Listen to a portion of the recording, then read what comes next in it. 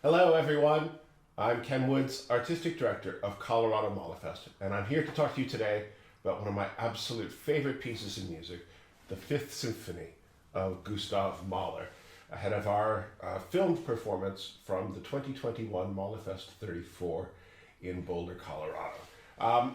This is an amazing piece. I'm sure many of you know that. It never ceases to amaze me. And it's a piece I've talked about a lot over the years, written about a lot. So I wanted to try something new today, a different approach in talking about this piece.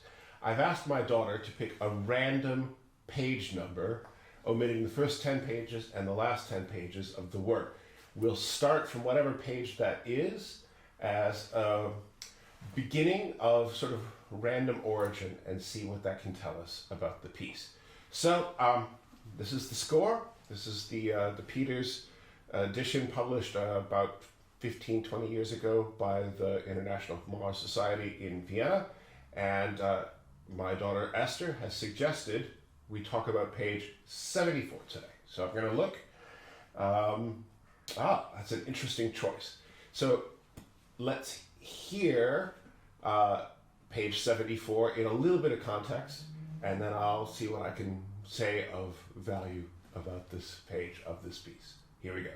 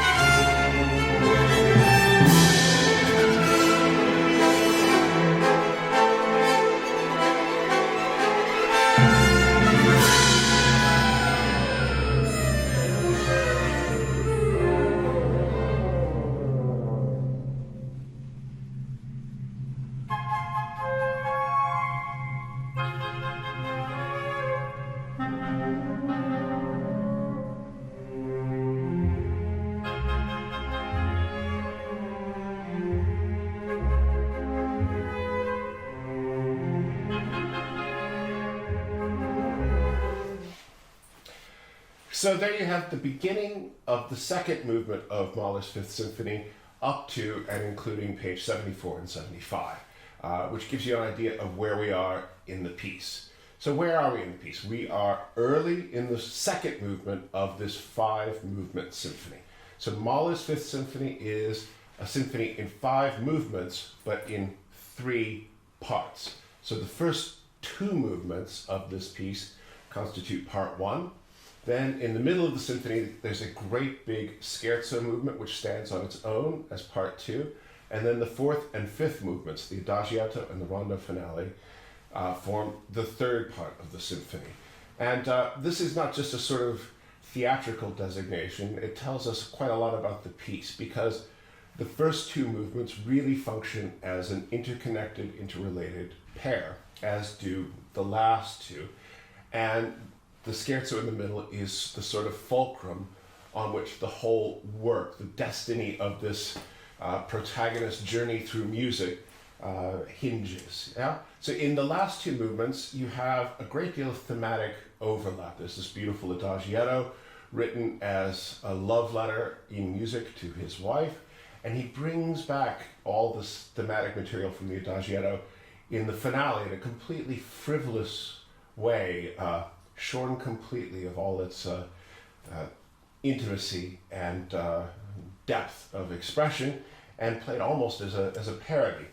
And in the first two movements, you have a more subtle relationship between the themes, but a deeper relationship between the atmosphere.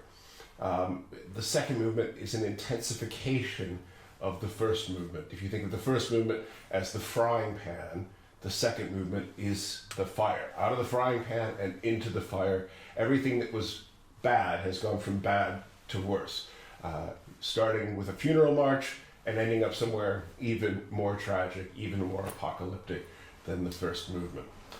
So the first movement of the symphony is in C sharp minor, and unlike traditional symphonies up to Mahler, the work is not going to end in C sharp minor, nor in C sharp major, which would have been the kind of obvious pre-Mahlerian destinations for a work like this, but it's going to end in D major, which is quite a journey. It's a half step with a lot of tension in it. And this movement, having started the symphony in C sharp minor, is in A minor. And A is another very important key in this piece. Now, if you're looking for keys, that is the ones that open locks in this work, it's always good to go back to the very beginning of the piece, to the famous trumpet fanfare, because Mahler tells us a great deal about what's going to happen in that opening fanfare. And although the fanfare itself never comes back after the end of the first movement, it is the source of almost all the musical DNA in the piece, both melodic and structural. So I'll give you an example. Piece, of course, begins with these triplets in the solo trumpet, and that's on the note C sharp. And then he repeats it, and then he goes up a minor third. So he's gradually building the sonority of C sharp minor. When it's just one note, we don't know what key we're in, we don't know what the context is, we don't know if it's minor or major, but now we have, and then he repeats that. And finally, a C sharp minor arpeggio. So we've established, and then he escapes from that in an interesting way via a B natural. Now, why is that interesting? Because in most of this kind of music, even in the minor mode, composers like to use the major seventh. Yeah? And here he's using the minor seventh. Yeah? Which is a little bit more modal. It's a little bit almost potentially jazzy, although not in Mahler's mind, I'm sure.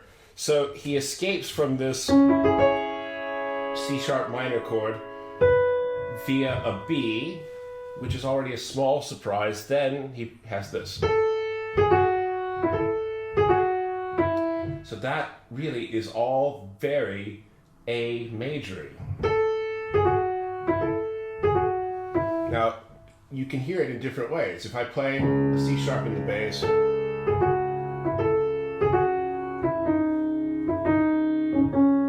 sure, it still sounds like it's in C sharp minor, but and because it's a single melodic line, it's not that it's ambiguous, although it is, but that it's full of possibilities. There's lots of ways to hear this material. So we have this, is it C sharp minor or is it A major? Then, now that's another interesting one. This is an F sharp minor seventh chord. Now, minor seventh chords, again, that's a jazz chord, really, not the sort of thing you expect to hear in a romantic German symphony. F sharp minor is the dominant chord in C sharp minor, the subdominant chord. So it certainly belongs, but that E doesn't really belong. But it takes us to A major, and so immediately we've learned that this is the journey that we're going to go on, is going to take us through A. And where there's major in Mahler, there's likely to be minor. So from A major to A minor. And if you think now about the beginning of the second movement, the movement that we're in on page 74, very much in A minor. A is going to be our doorway into D and into the final key of the piece. So let's take a look now back at 74, page 74, and see what's going on here. So we're in the second movement of the piece, and this is very much a transitional passage. That is, it's taking us from one nearly complete musical episode into another. And in this case, from the fast, stormy opening of the movement into another funeral march, one that's a little slower, a little bit darker, and in a new key. And the material he's using to do that is this series of falling eighth notes in the woodwinds. All these falling sequences that are sort of mixtures of chromaticism scales and chord outlines. And all of that, we'll see in a moment, comes from the beginning of the piece. And then there's a theme here, which is interjecting itself underneath that transitional material. And this is also going to be a new important aspect of the section to come. So he's not just moving from one section into another, but he's drawing our attention to material that's going to take on new importance. So where does this all come from? Well, if we back up to the beginning of the second movement, it starts with the cellos and basses and bassoons, yeah? Now that doesn't sound like maybe the most memorable melodic cell in the world. It's just outlining a minor third. But minor thirds, he's already said, are going to be important in this piece. How do we know?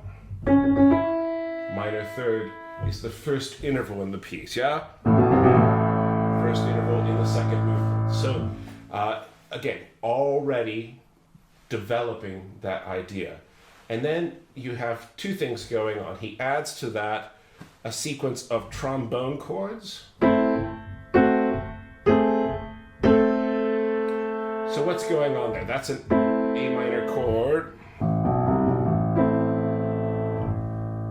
And then the top line goes from E, F sharp, G sharp, A, yeah? And where does that come from? It comes from, it's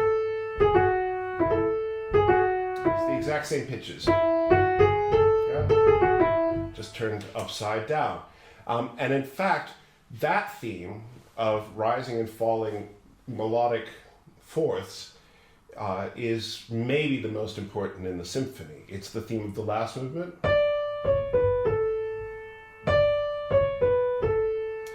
And it's in its inverted form. It's the theme of the adagietto.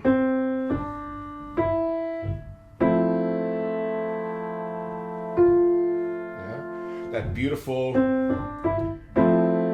major seventh chord resolving, yeah? So that scale motion of fourths, very important. And then the woodwinds have this very angular melody. It's about as dissonant as you can get. And then it gets even more dissonant when he adds the violins. So this leap up and a step falling down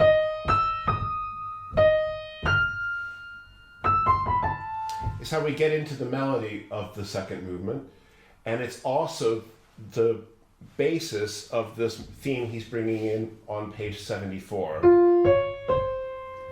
And he's going to change that theme in a way. He's going to make it a counter melody, but one of greater importance.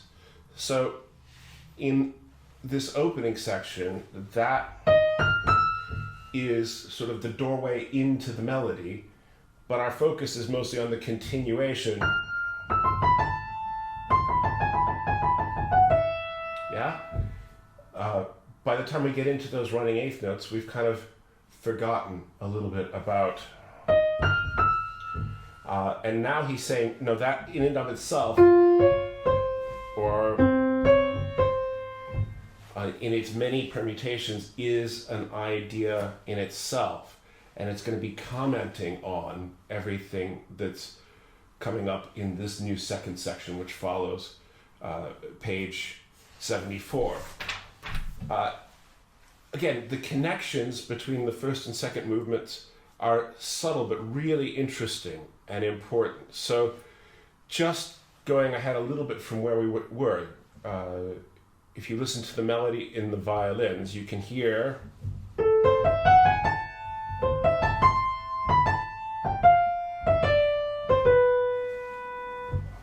this is obviously a modified version of the trumpet fanfare. Yeah. Different key, but same idea. So what do we mean when we say the character and the function of this theme is changing on page 74? Well, remember the beginning of the movement started with this sort of primal scream motive. So that's D sharp to E, and then D sharp to F. So there's this sense of striving, E, E, F, and then immediate falling, immediate nullification.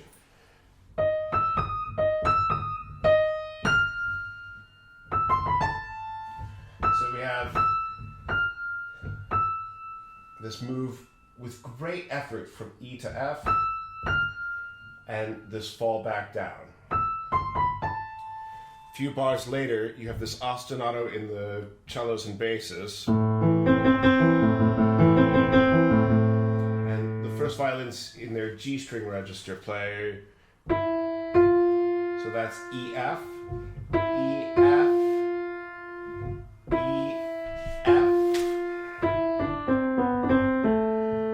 So he's elongating it here, but the idea is the same. This struggle upwards,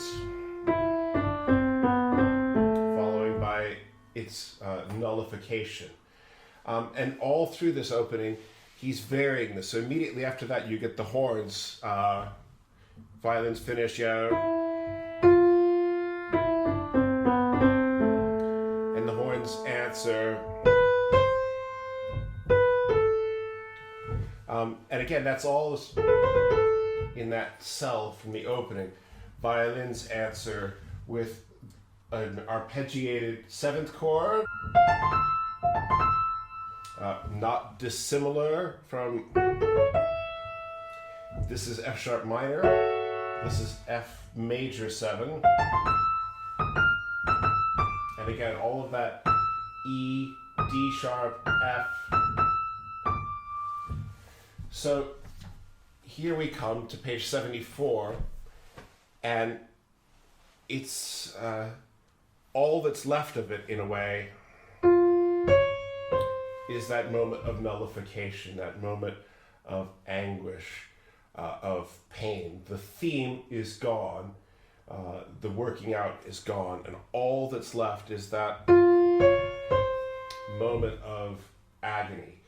And in the midst of all that's going to happen in the next section, that gesture in various forms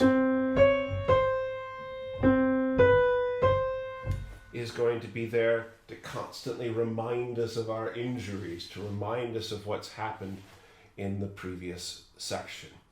So where does page 74 take us to? I mentioned early on it's a transitional passage, and it's taking us into the second section, so the second theme of this movement. So we started in A minor, and we're moving now to F minor, but we're not moving to immediately normal F minor because the sections are linked with what we call a pedal point, a C, which would be the third of A minor, and here it's the fifth of, initially, he works us in F major, F diminished, F minor over C, and finally Why is this important? It's not just sort of inside baseball geekery. It's this sense of arriving somewhere in a state that's lacking in stability. Why is this important? Well, we're arriving at a new section not as a sort of, oh, here we are, but where are we now? Yeah? And initially, we don't even know that. All we know is a single note, just like at the beginning of the whole symphony. We don't know what key we're in. We don't know what chord of that, or what note of the chord that first note is. Here we've got a C. What does it mean? The flutes say it means we're heading to F minor. Yeah? Only the flutes, and they complete the triad. Yeah. And where does this come from? Repeated pitches. Exactly, yeah? But here you have 5 instead of 3. Yeah? And a falling third instead of a rising third. Yeah? But very clearly derived from that. Just in case you're unsure, yeah, he repeats it an octave lower in the oboes. And then in a shortened form in the clarinets.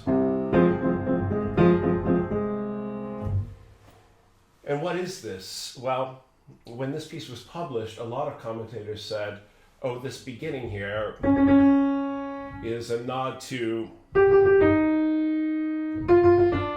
Beethoven's Fifth Symphony. I don't really think it is, actually, but Mahler would have certainly been aware of the similarities. The opening of this symphony of the Mahler is, if anything, based on the opening of the slow movement of Beethoven's Eroica. Both funeral marches, both at about the same speed, both using these fast, stylized triplets to initiate the music. But the similarity is there, and by this point, it does start to sound a lot like Beethoven 5. So what does this mean? Why is he doing it? Well, if you think of the symbolism of Beethoven 5, it was and kind of remains the ultimate musical journey from dark to light, from C minor to C major. So all of this is heroically striving to get to the C major at the end of the piece. And here, Mahler is saying, this ain't going nowhere, guys. It doesn't go, it doesn't progress, it doesn't develop. It's as if he's saying, we're in a state of complete futility and hopelessness. And all around us are these reminders of pain. And like mocking ravens on a battlefield, they're saying, what has all this heroic striving done for us? Nothing. Nothing. And the cellos come in.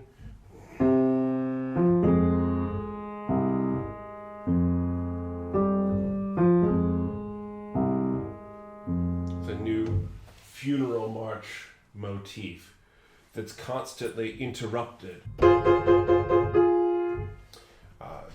constantly mocked, and constantly riddled with these reminders of the injuries received in the battle we've just been through. It'd be interesting, I hope, for you as listeners to follow how these themes are developed. Later in the movement, there's a remarkable episode for the cellos that starts with a variant of this.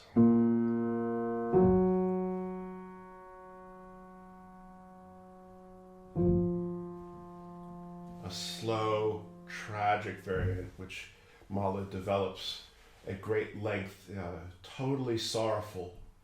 He's taken out all of the bitterness and just left the sorrow in the music.